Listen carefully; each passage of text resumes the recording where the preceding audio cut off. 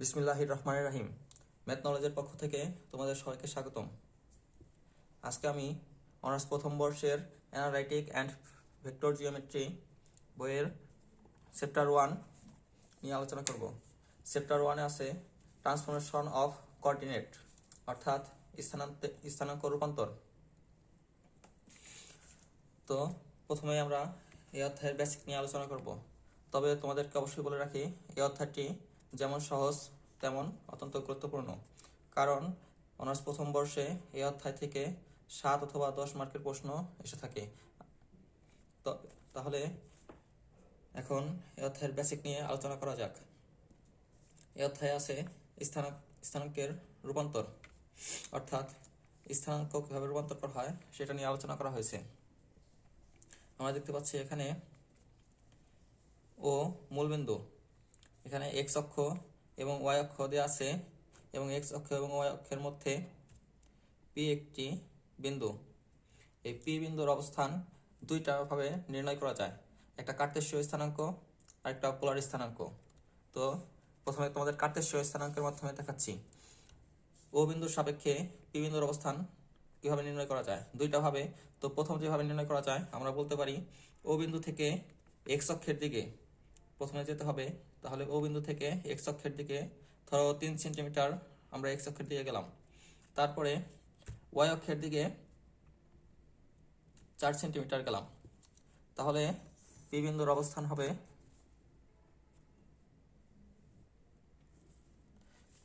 X অক্ষের দিকে x metre দূরত্ব গেলাম, আর ওয়াই অক্ষের দিকে ওয়াই মিটার দূরত্ব গেলাম। তাহলে পি বিন্দুর অবস্থান হলো এক্স ওয়াই। এখানে এক্স হলো ভুজ, ওয়াই কোটি,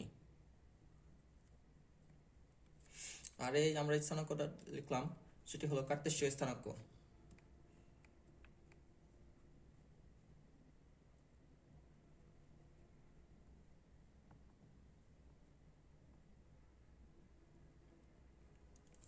আরও একভাবে পি বিন্দুর অবস্থান নির্ণয় করা যায়, সেটা হলো কোণের মাধ্যমে।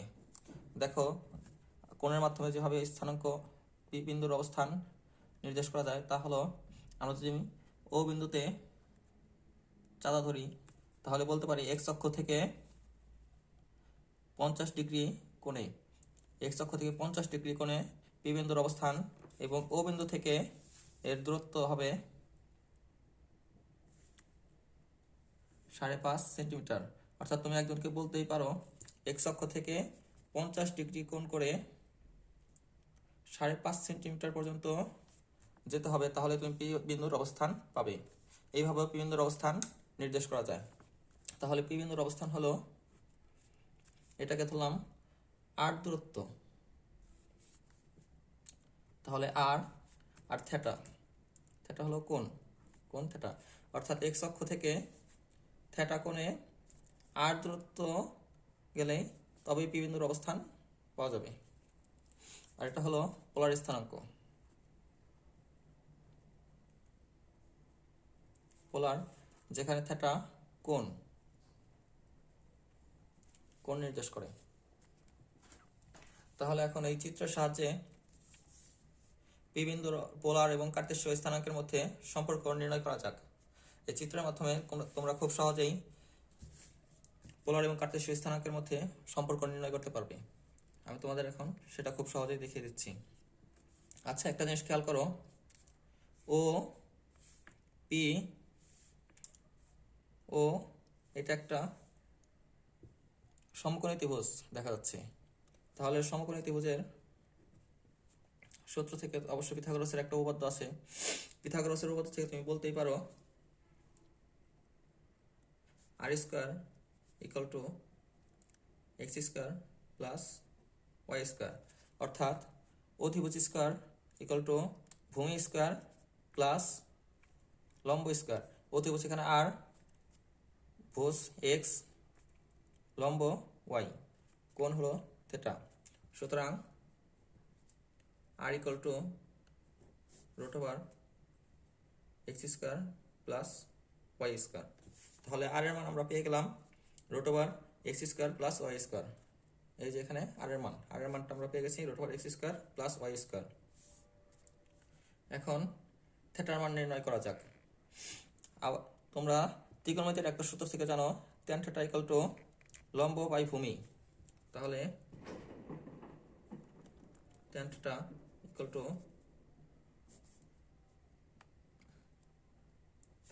লম্ব বাই ভূমি। তাহলে এই কোণের সাপেক্ষে লম্ব y এবং ভূমি x y/x। সুতরাং θ = tan ইনভার্স y/x। তাহলে পোলার স্থানাঙ্কে তুমি দুইটা মানে পেয়ে গেল, r এবং θ। r = √x² + y² এবং θ = tan ইনভার্স y/x। এখন আসো কার্তেশীয় স্থানাঙ্কের মানগুলো বের করি, অর্থাৎ x এবং y এর মান। ত্রিকোণমিতির সূত্র থেকে তোমরা জানো cos θ = ভূমি বাই অতিভুজ, অর্থাৎ x/r। সুতরাং আমরা লিখতে পারি cos θ =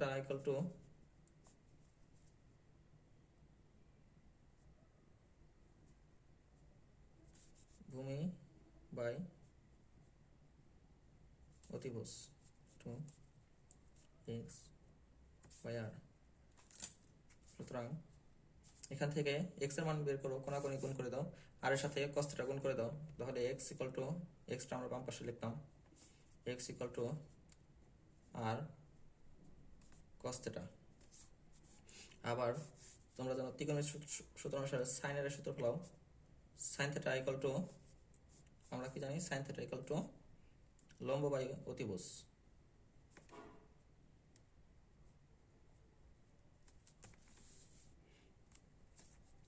এখানে লম্ব y, অতিভুজ r। সুতরাং y = কোণাকুণি গুণ করে দাও এবং yটা বাম পাশে নিয়ে আসো। y =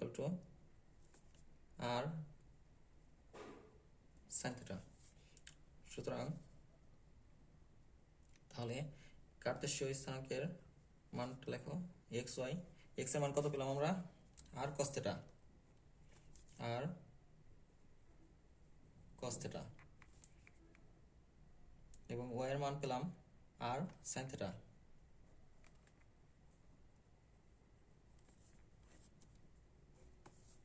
এখন পোলার স্থানাঙ্ক আমরা দেখি। পোলার স্থানাঙ্কে r এর মান পেয়েছি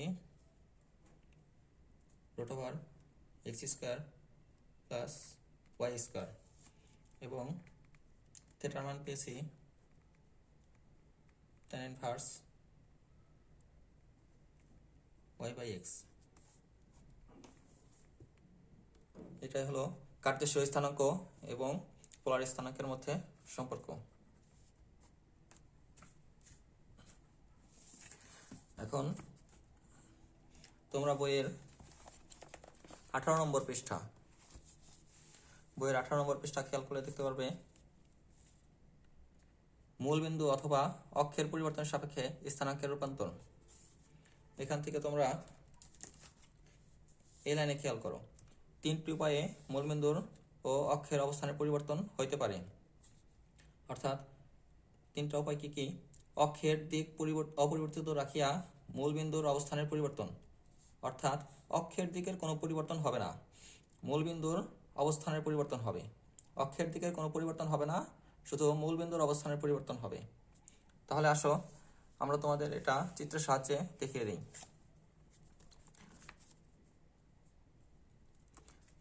এটা x অক্ষ, এটা y অক্ষ। তাহলে এখানে বলা আছে অক্ষের দিকের কোনো পরিবর্তন হবে না, অর্থাৎ দিক যে দিকে আছে সেই দিকে হবে, শুধু মূলবিন্দুর অবস্থানের পরিবর্তন হবে। মূলবিন্দুর অবস্থানের পরিবর্তন এখান থেকে তুমি এই বিন্দুতে নাও, তাহলে কি দাঁড়ায়?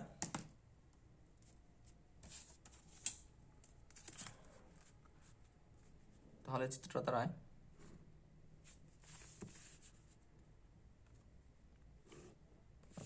এখন দেখো এটা হলো O prime, X prime, Y prime. তুমি এখান থেকে সহজে বুঝতে পারো অক্ষ, এক্স অক্ষ এবং ওয়াই অক্ষ দুইটা আগে যে দিকেই ছিল এখনও সেই একই দিকেই আছে, অর্থাৎ অক্ষের পরিবর্তন হয় নাই। তাহলে পরিবর্তন হয়েছে মূলবিন্দুর অবস্থানের, শুধু মূলবিন্দুর অবস্থানের পরিবর্তন হয়েছে। আবার 2 নম্বরে দেওয়া আছে মূলবিন্দুর অবস্থান অপরিবর্তিত রাখিয়া অক্ষের পরিবর্তন, অর্থাৎ মূলবিন্দুর অবস্থান পরিবর্তন হবে না, শুধু অক্ষের আবর্তন হবে। অর্থাৎ এটা এক্স অক্ষ এইদিকে, ওয়াই অক্ষ উপরের দিকে, তাহলে এটা মূলবিন্দু ও মূলবিন্দু, তাহলে বলা আছে মূলবিন্দুর অবস্থান অপরিবর্তিত, অর্থাৎ মূলবিন্দুর অবস্থান পরিবর্তন হবে না, অক্ষের আবর্তন হবে, অর্থাৎ অক্ষ যেদিকে আছে অক্ষটা ঘুরে যাবে। অক্ষের আবর্তন আমরা এভাবে দেখাতে পারি।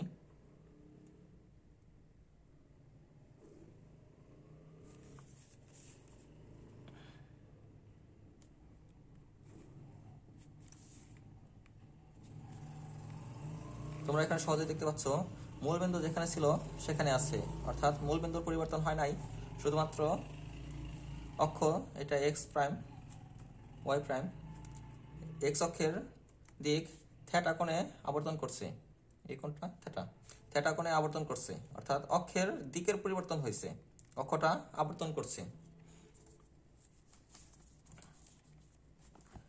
3 নম্বরে দেখতে পাচ্ছ মূলবিন্দুর অবস্থানের পরিবর্তন এবং অক্ষের আবর্তন, অর্থাৎ মূলবিন্দুরও পরিবর্তন হবে এবং অক্ষেরও আবর্তন হবে। এটা বলতে পারো এই 2 এবং 3, 1 ও 2 এই দুইটা সমন্বয়ে 3 নম্বর। অর্থাৎ 2 নম্বরে আমরা কি করছি, মূলবিন্দুর অবস্থান পরিবর্তন করছি এবং 2 নম্বরে মূলবিন্দুর অবস্থান ঠিক রেখে অক্ষের আবর্তন করছি। এখন আমরা 3 নম্বরে দেখাবো মূলবিন্দুর পরিবর্তন এবং অক্ষের আবর্তন, অর্থাৎ মূলবিন্দুর অবস্থানের পরিবর্তন এবং অক্ষের আবর্তন। এটা যদি এক্স অক্ষ হয়, এটা যদি ওয়াই অক্ষ হয়, তবে 3 নম্বরে বলা হচ্ছে মূলবিন্দুর অবস্থানের পরিবর্তন এবং অক্ষের আবর্তন, অর্থাৎ মূলবিন্দুর অবস্থান ও থেকে আমরা ও প্রাইম বিন্দুতে নিলাম, ও প্রাইম বিন্দুতে নিলাম এবং অক্ষের দিক দিয়ে আছে এই বরাবর, কিন্তু আমরা এখানে অক্ষেরও আবর্তন করব, অর্থাৎ তখন চিত্রটা দাঁড়াবে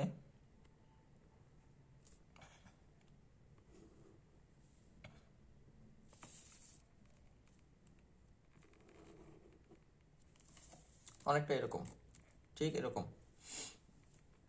অর্থাৎ মূলবিন্দু ও বিন্দু থেকে ও প্রাইম বিন্দুতে নিলাম, তাহলে মূলবিন্দুর পরিবর্তন হলো এবং অক্ষের দিক ছিল সোজা ডান দিকে, কিন্তু আমরা অক্ষ থিটা কোণে ঘুরিয়ে নিলাম, কিছুটা ঘুরিয়ে নিলাম, অর্থাৎ অক্ষের পরিবর্তন এবং মূলবিন্দুর অবস্থানের পরিবর্তন হলো।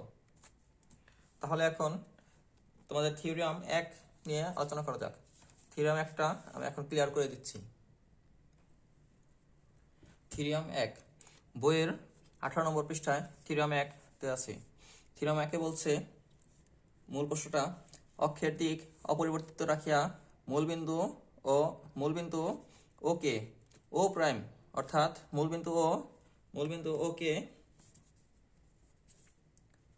ও প্রাইম বিন্দুতে স্থানান্তর করিলে প্রমাণ করো যে নতুন অক্ষের সাপেক্ষে, এ নম্বর প্রশ্ন, কোন বিন্দু এক্স ওয়াই এর রূপান্তরিত স্থানাঙ্ক x1 y1 equal two x minus alpha y minus beta.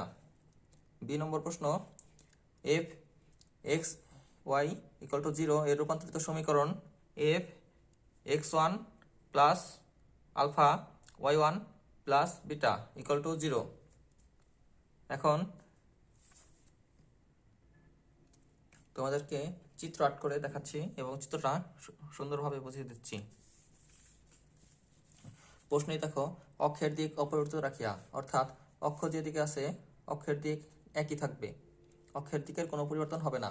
অক্ষের দিক অপরিবর্তিত রাখিয়া মূলবিন্দু ও কে ও প্রাইম আলফা বিটা বিন্দুতে স্থানান্তর করিলে, অর্থাৎ মূল বিন্দুকে ও থেকে ও প্রাইম বিন্দুতে রূপান্তর করতে হবে। ও প্রাইম বিন্দুর আলফা বিটা ও প্রাইম বিন্দুতে রূপান্তর করতে হবে। তাহলে অক্ষের মূল বিন্দু ও থেকে ও প্রাইম বিন্দুতে রূপান্তর করি আগে, তারপরে দেখা যাক কি হয়।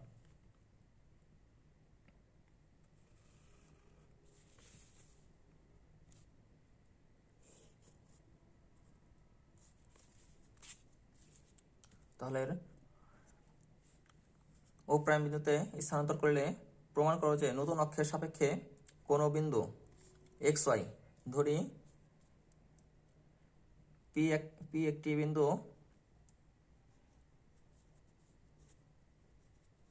যার স্থানাঙ্ক এক্স ওয়াই, অর্থাৎ এই মূল আগে যে অক্ষটা ছিল তার সাপেক্ষে পি এর অবস্থান এক্স ওয়াই এর রূপান্তরিত স্থানাঙ্ক, অর্থাৎ অক্ষের অবস্থান পরিবর্তনের ফলে এর রূপান্তরিত স্থানাঙ্ক x one plus x one comma y one.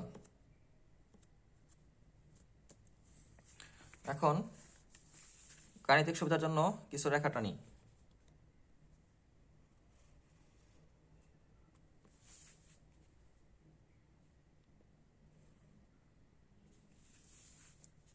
বিন্দুগুলোর নাম দিই। ও মূল বিন্দু ও, সি, এ, বি,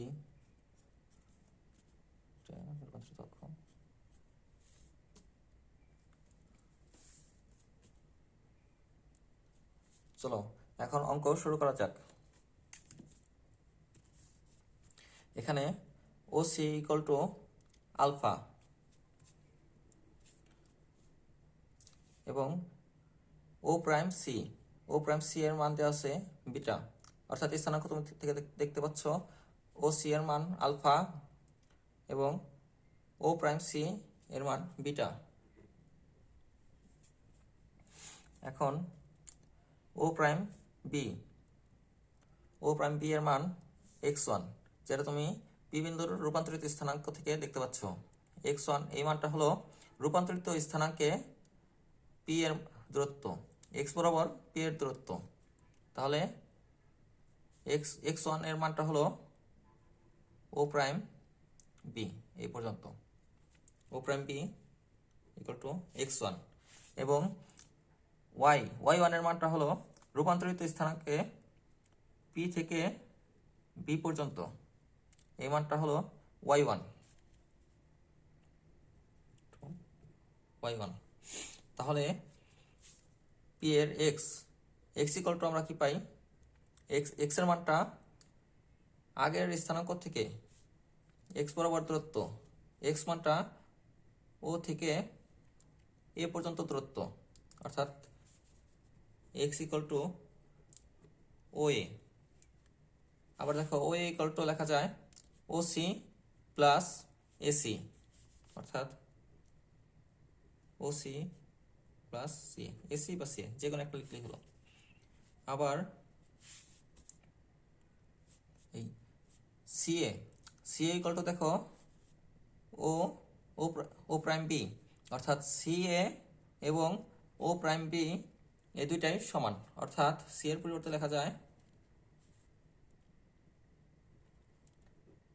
ও প্রাইম বি। সুতরাং x equal to x one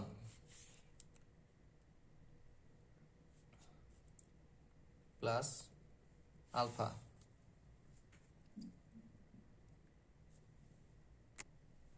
এখানে দেখো x one equal to O prime B, অর্থাৎ এক্স ওয়ান এর মান ও প্রাইম বি এর মান এক্স ওয়ান, এটা বসিয়ে দিলাম, এবং আলফা এর মান ও প্রাইম সি ও সি থেকে আলফা এর মানটা বসিয়ে দিলাম। এবং এখন ওয়াই ইকুয়াল টু পি থেকে এ পর্যন্ত দূরত্ব, এখান থেকে স্থানাঙ্ক থেকে দেখতে পাচ্ছ মূল অক্ষদ্বয় হতে পি এর অবস্থান, ওয়াই এর দিকে পি থেকে এ পর্যন্ত দূরত্ব, এর মান হলো ওয়াই, অর্থাৎ y equal two PA equal to লিখতে পারবে PB plus BA plus BA। এই দেখো PA ইকুয়াল টু ভেঙে ভেঙে লেখা যায় PB প্লাস BA, আবার BA equal to O prime C. দেখো BA পর্যন্ত যে দূরত্ব ও প্রাইম সি একই দূরত্ব, তাহলে PB প্লাস বি এর পরিবর্তে ও প্রাইম সি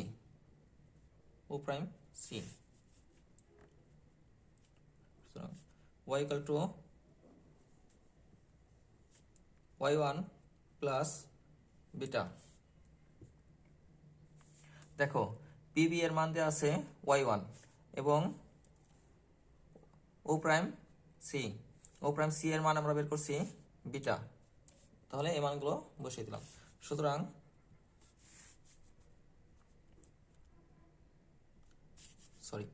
এখান থেকে y1 এর মানটা বের করো, y1 equal to y minus beta, এবং এখান থেকে x1 এর মানটা বের করো, x1 equal to x minus alpha. সুতরাং x1 y1 equal two x minus alpha y minus beta. তাহলে এই প্রশ্নে যে উত্তরটা চেয়েছে x1 এবং y1 এর রূপান্তরিত স্থানাঙ্ক আমরা পেয়ে গেছি, অর্থাৎ এর অ্যান্সার হয়ে গেছে। এখন বিতে বলছে f xy ইকুয়াল টু 0 এর রূপান্তরিত সমীকরণ f x1 plus alpha y1 plus beta equal to 0 এটা প্রমাণ করতে বলছে। সুতরাং b f xy equal to 0 সমীকরণের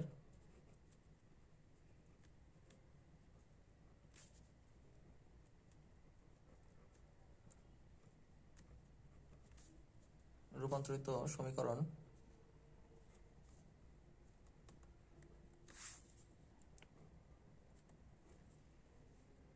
এখন x এর মান বসাই দাও এবং y এর মান বসাই দাও। আমরা উপরে x এর মান পাই x1 প্লাস আলফা এবং y এর মান পাই y1 প্লাস বিটা, তো ইকুয়াল টু 0। শেষ। এবার তো লিখলেই বি এর আনসার হয়ে গেল। এখন থিওরাম 2 দেখা যাক। বইয়ের 19 নম্বর পৃষ্ঠায় থিওরাম 2 বলছে মূলবিন্দুর অবস্থান অপরিবর্তিত রাখিয়া, অর্থাৎ মূলবিন্দুর অবস্থান পরিবর্তন করা যাবে না।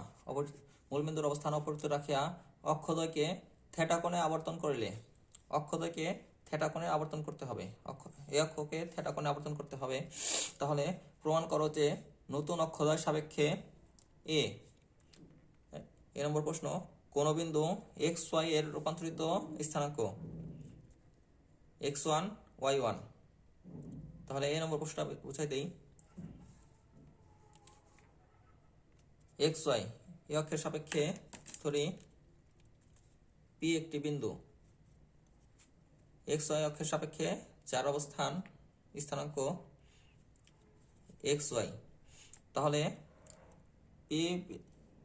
কোন বিন্দু বলতে p বিন্দু ধরি, অবস্থান xy এর রূপান্তরিত স্থানাঙ্ক x1 এবং y1 equal two x cos θ plus y sin θ minus x sin θ plus y cos θ, এবং b বলছে f xy ইকুয়াল টু 0 সমীকরণের রূপান্তরিত সমীকরণ এত। তাহলে এই প্রশ্ন থেকে চিত্র তৈরি করা যাক। খুব সহজে তোমাদেরকে চিত্রটা বুঝিয়ে দিচ্ছি।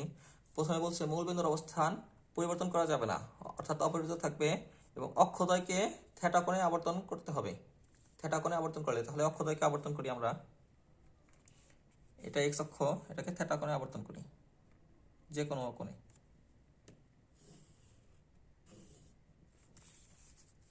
আর y অক্ষে তাহলে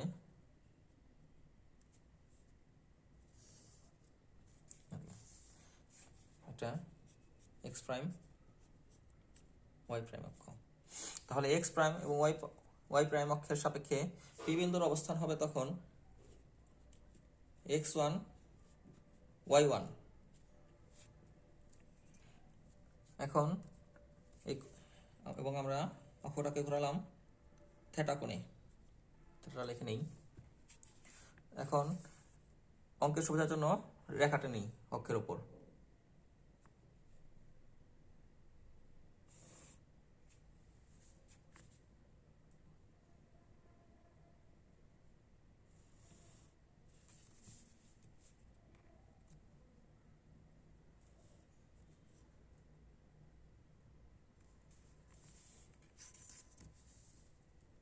এখন বিন্দুর নামকরণ করি। যদি পি বিন্দু হয় তাহলে এটা এ দেই, এটা বি দেই। আচ্ছা, এখানে একটা রেখা ভুলে গেছি।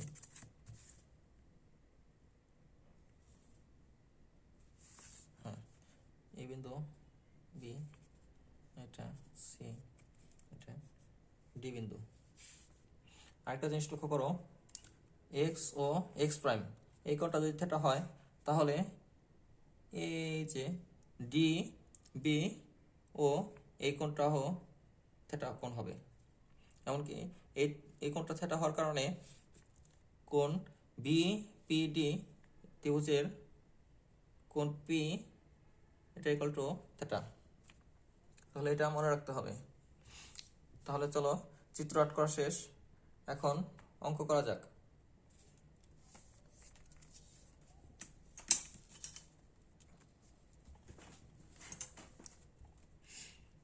চিত্র হতে দেখতে পাচ্ছ ও বি, ও থেকে বি পর্যন্ত দূরত্ব এটা x1, অর্থাৎ রূপান্তরিত অক্ষের সাপেক্ষে পি এর অবস্থান x1, x1 এর মানটা হলো ও বি, ও থেকে বি পর্যন্ত।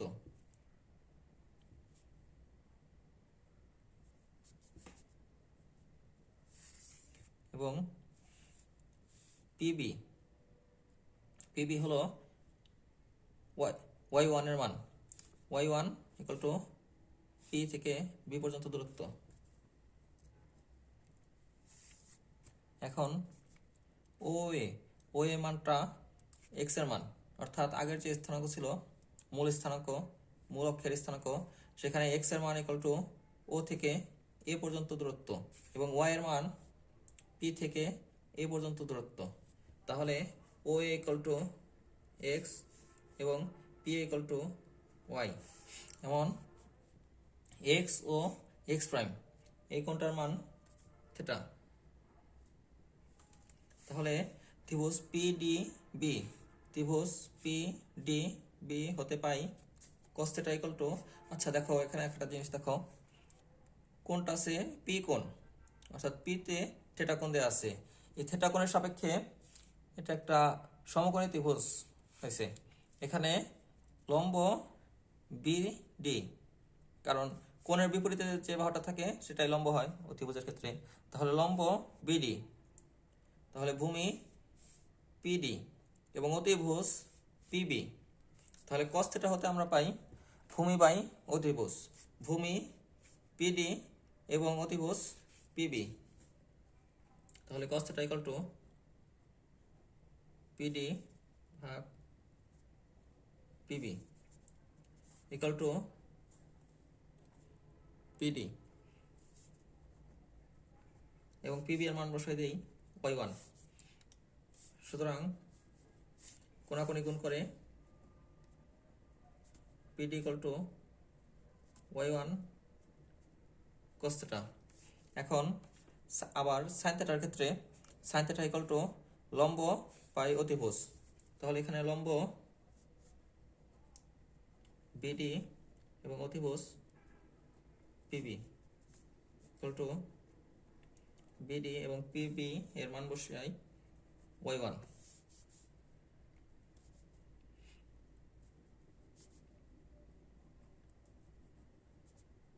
BD equal to y1 sin theta, কোণাকুণি কোণ করে এটা পেলাম। আবার দেখো ত্রিভুজ BOC, ত্রিভুজ BOC এ ও কোণ থিটা। তাহলে cos θ ইকুয়াল টু ভূমি বাই অধিভুজ, ভূমি ওসি এবং অধিভুজ ওবি, তাহলে ওসি ভাগ OB equal to OC OB এর মান x1। এখন কোণাকুণি গুণ করে OC equal to x1 cos θ, এবং আবার এখানে ত্রিভুজ বি ও সিতে sin θ ইকুয়াল টু লম্ব বিসি লম্ব ভাগ অতিভুজ ওবি।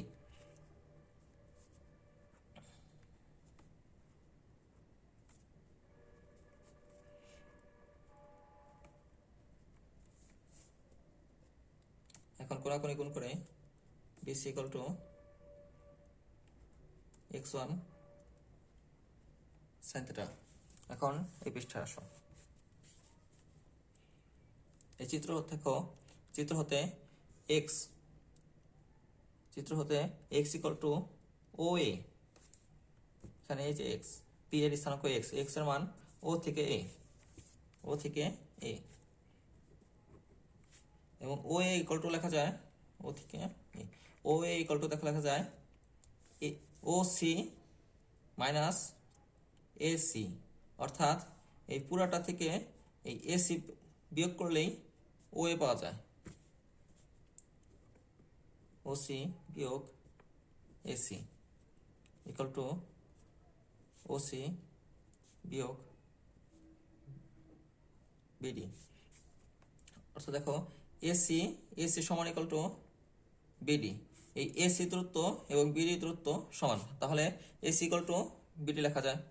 সুতরাং এক্স ইকুয়াল টু, এখানে ওসি এর মান বসায় দাও, ওসি এর মান এখানে আমরা পেয়েছি OC equal to x1 cos θ, আগের পৃষ্ঠায় পেয়েছি এটা, এবং বিডি এর মান বসায় দাও, বিডি এর মান মাইনাস y1 sin θ, এটা 1 নম্বর। আবার y এর ক্ষেত্রে দেখো, এখানে p এর স্থানাঙ্ক y, অর্থাৎ y এর মান পি এ, অর্থাৎ পি থেকে এ পর্যন্ত দূরত্ব, তাহলে y equal to P A.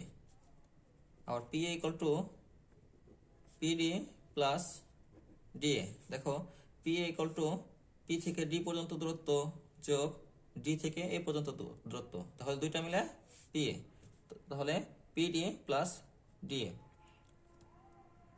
Equal to PD plus BC.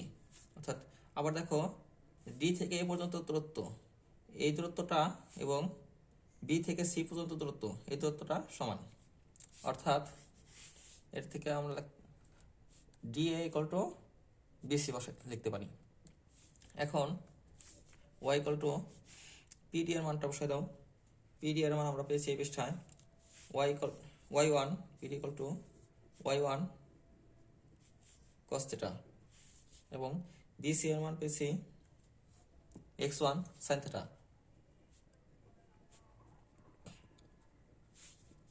এটা 2 নম্বর সমীকরণ। এখন 1 নংকে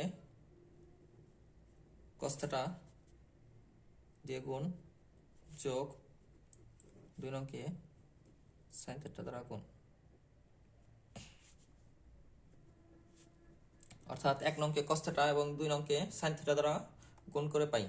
এই গুণটা আমরা কিভাবে করলাম দেখো, এখানে প্রশ্নেই লেখা আছে x cos θ, তাহলে x এর সাথে আমরা cos θ বানানোর জন্য cos দিয়ে গুণ করতে হবে 1 নংকে, এবং y sin θ, তাহলে y কে sin θ দ্বারা গুণ করতে হবে।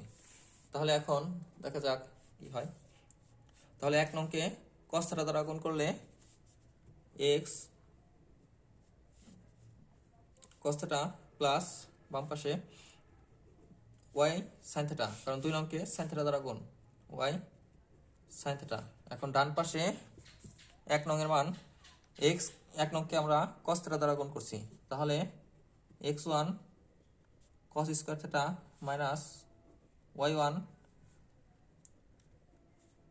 sin θ cos θ প্লাস, এখন যোগ 2 নংকে আবার sin θ দ্বারা গুণ করছি, অর্থাৎ ডান পাশে y1 sin theta cos theta plus x1 sin square theta, এই যে x1 sin square theta sin theta দ্বারা গুণ। তাহলে এখানে আছে মাইনাস আর এখানে প্লাস, তাহলে এই দুটো কাটা যায়, বাকি থাকে এই দুটো। এই দুটার মধ্যে আবার x1 কমন যায়, তাহলে আমরা লিখতে পারি x1 sin square theta plus cos square theta. আবার sin square plus cos square equal to 1, তাহলে আমরা লিখতে পারি শুধু x1, অর্থাৎ x1 ইকুয়াল টু, এটা আমরা বাম পাশে লিখি, x1 ইকুয়াল টু এই যে x cos theta y sin theta, x cos theta plus y sin theta. ঠিক আমরা 3 নম্বর দিই। এখন আবার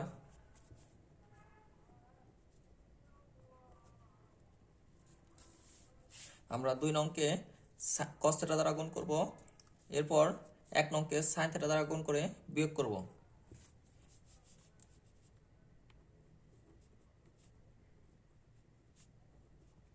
মাইনাস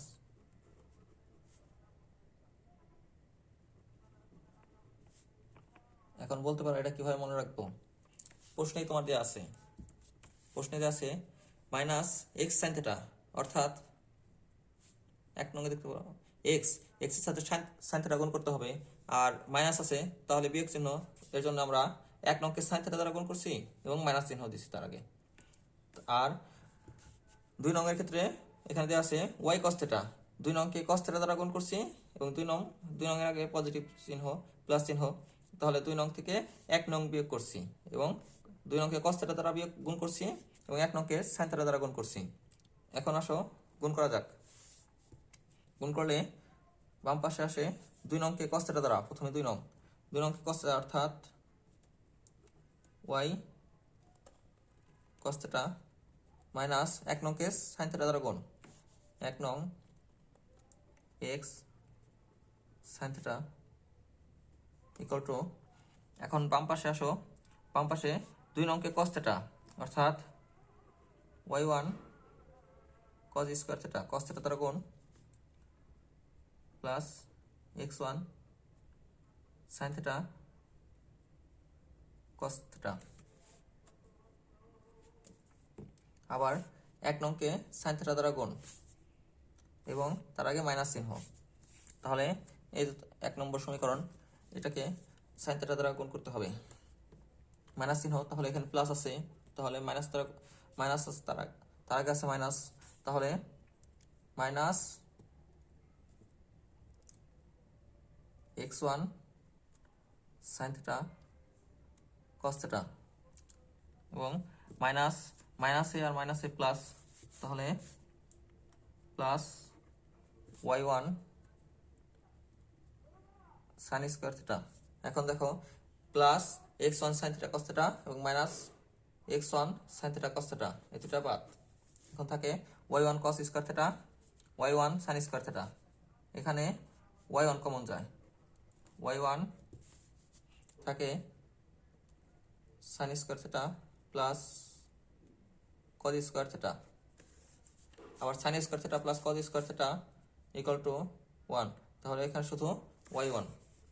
এখন y1টা বাম পাশে আনো, y1 ইকুয়াল টু মাইনাসটা প্রথমে লেখো, যেহেতু প্রশ্নে মাইনাস অংশটা প্রথমে দেওয়া আছে, minus x1 sin theta plus y cos theta, এটা 4 নম্বর সমীকরণ দাও। পরবর্তী পৃষ্ঠায় যাওয়া যাক। সুতরাং x1 y1 ইকুয়াল টু, এখানে দেখো আমরা x1 এর মান পেয়েছি 3 নম্বরে এবং 4 নম্বরে y1 এর মান পেয়েছি, তাহলে 3 নম্বরের মান এবং 4 নম্বরের মান বসাই দিলে এগুলো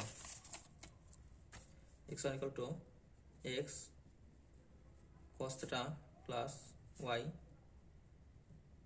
sin theta, minus x sine theta plus y cos theta. আবার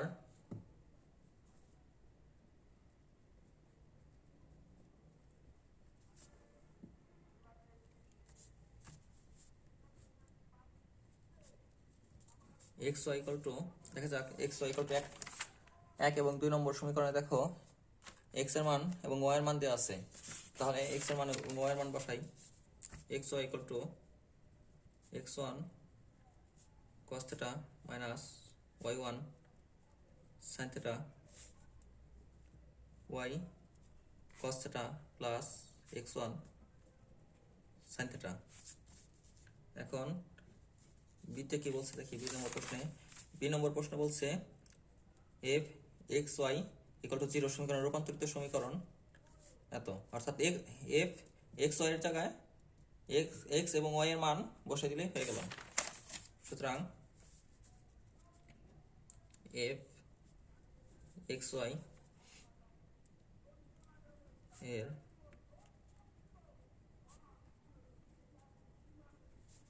রূপান্তরিত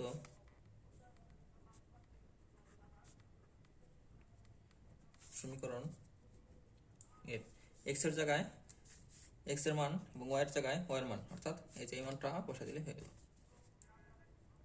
x one cos theta minus y one sine theta comma y এর মান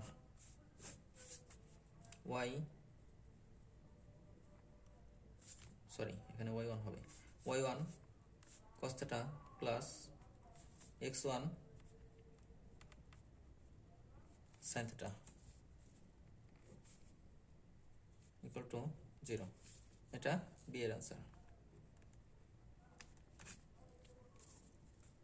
এখন তোমাদেরকে এটা আর এটা এই দুটা সূত্র মনে রাখতে হবে, এই দুটা সূত্র মুখস্থ করে রাখতে হবে। এই দুটো সূত্র খুব সহজে তোমরা মুখস্থ রাখতে পারো, তার ট্রিক্স খুব সহজেই মনে রাখতে পারো।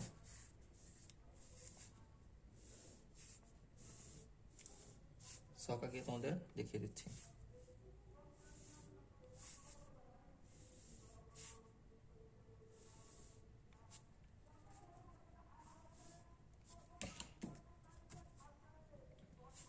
x1 y1 x y cos theta minus sin theta cos theta। অর্থাৎ যখন x y এর মান নির্ণয় করতে হবে, দেখো খুব সহজেই মনে করা যায়। x y স্থানাঙ্ক এটা সমান, তাহলে এই দিকে যাও, এদিকে গেলে আরেকটার সাথে গুণ করবা। যখন cos theta আসবো x এর মান, তাহলে x এর মান যখন cos theta আসবো তখন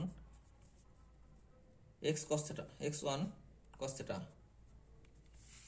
এবং তার আগে মাইনাস, তারপরে মাইনাস y1 sin theta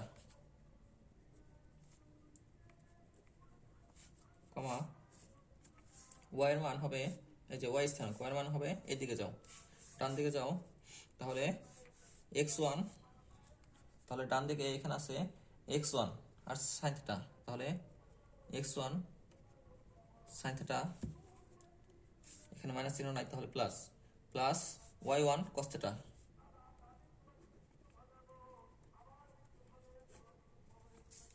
এইভাবেই আবার একইভাবে x1 এবং y1 এর মান বের করা যায়, এটা তোমাদের দেখিয়ে দিচ্ছি। x1 y1 এটার স্থানাঙ্ক হবে x1, তাহলে এই দিকে যেতে হবে, তাহলে এদিকে যেতে হবে এবং x এর সাথে গুণ করতে হবে, নিচের দিকে যাবে x এর সাথে গুণ করবে।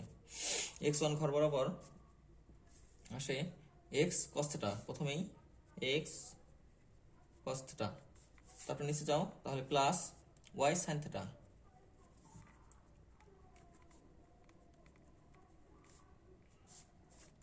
কমা এখন y এর মান যাও y1 এর মান নির্ণয়ের জন্য নিচের দিকে আসো, y এর মান নির্ণয়ের জন্য নিচের দিকে আসো, প্রথমেই মাইনাস sin theta, তাহলে